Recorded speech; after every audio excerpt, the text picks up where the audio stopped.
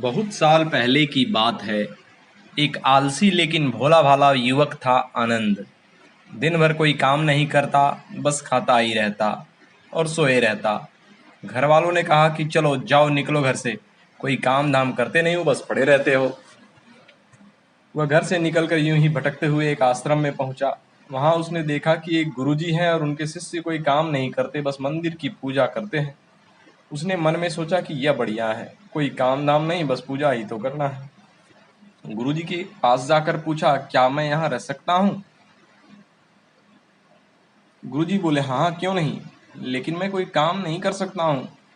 गुरुजी ने कहा, कोई काम नहीं करना है, बस पूजा करनी होगी।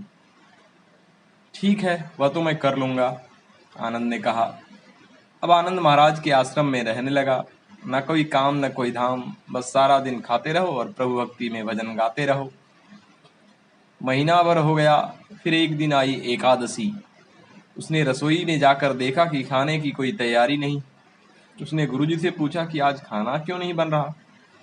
गुरुजी ने कहा, नहीं, आज एकादशी है, तुम्हारा भी उपवास है। उसने कहा, नहीं महाराज, मैं तो भूख बर्दाश्त ही नहीं कर पाता, मैं तो भूखों मर जाऊंगा। गुरुजी ने कहा, ठीक है, तुम ना करो उपवास, पर खाना भी तुम्हारे लिए कोई और नहीं बनाएगा, तुम खुद ही बना लो। देखो, तुम खाना बना लो और राम जी को भोग जरूर लगा लेना, और नदी के उस पार जाकर बना लो रसोई। गुरुजी ने कहा, ठीक है। लकड़ी, आटा, तेल, घी, सब्जी आदि लेकर आनंद महाराज चले गए। जैसे तैसे खाना भी बनाया। खाने लगा तो याद आया, गुरुजी ने कहा था कि राम जी को भोग लगाना है। लगा भजन गाने, आओ मेरे राम जी भोग लगाओ जी, श्री राम आइए भोजन का भोग लगाइए।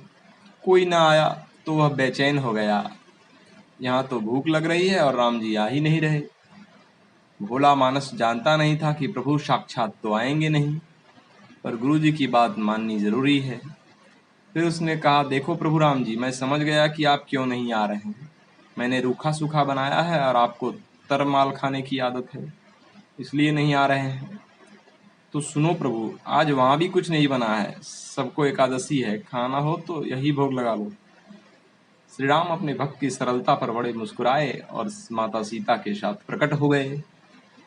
भक्त असमंजस में, गुरुजी ने तो कहा था कि राम जी आएंगे, पर यहाँ तो माता सीता भी आई हैं और मैंने तो भोजन बस 2 लोगों का बनाया है। चलो कोई बात नहीं, आज इन्हें ही खिला देते हैं। बोला, प्रभु मैं भूखा रह गया, लेकिन मुझे आप दोनों को देखकर बड़ा अच्छा लग रहा है। लेकिन अगली एकादशी पर ऐसा न करना, पहले बता देना कि कितने जन आ रहे हो, और हाँ, थोड़ा जल्दी आना। राम जी उसकी बात पर बड़े मुदित हुए, प्रसाद ग्रहण करके चले गए। अगली एकादशी तक यह भोला मानस सब भूल गया। उसे लगा कि प्रभु ऐसे ही आते होंगे और प्रसाद ग्रहण करते होंगे। फिर एकादशी आई। गुरुजी से कहा, मैं चला अपना खाना बनाने, पर गुरुजी थोड़ा ज्यादा अनाज लगेगा, वहाँ 2 लोग आते हैं। गुरुजी मुस्कुराए, भूख के मारे बावला है, ठीक है, ले जा और अनाज ले जा। अब की बार उसने 3 लोगों का खाना बनाया। फिर गुहार लगाई, प्रभु राम आइए, सीताराम आइए, मेरे भोजन का भोग लगाइए। प्रभु की महिमा भी निराली है। भक्त के साथ कौतुक करने में उन्हें बड़ा मजा आता है। इस बार वे अपने भाई लक्ष्मण, भरत, शत्रुघ्न और हनुमान जी को लेकर आ गए। भक्त को चक्कर आ गए, यह क्या हुआ? एक का भोजन बनाया तो 2 आए, 2 का खाना बनाया तो पूरा खानदान आ गया। लगता है आज भी भूखा ही रहना पड़ेगा। सबको भोजन लगाया और बैठे बैठे देखता रहा। अनजाने ही उसकी भी एकादशी हो गई। फिर अगली एकादशी आने से पहले गुरुजी से कहा, गुरुजी, ये आपके प्रभु राम जी अकेले क्यों नहीं आते? हर बार कितने सारे लोग ले आते हैं, इस बार अनाज ज्यादा देना। गुरुजी को लगा कहीं यह अनाज बेचता तो नहीं है, देखना पड़ेगा जाकर।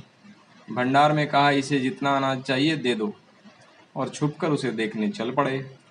इस बार आनंद ने सोचा, खाना पहले नहीं बनाऊंगा, पता नहीं कितने लोग आ जाएं, पहले बुला लेता हूँ फिर बनाता हूँ।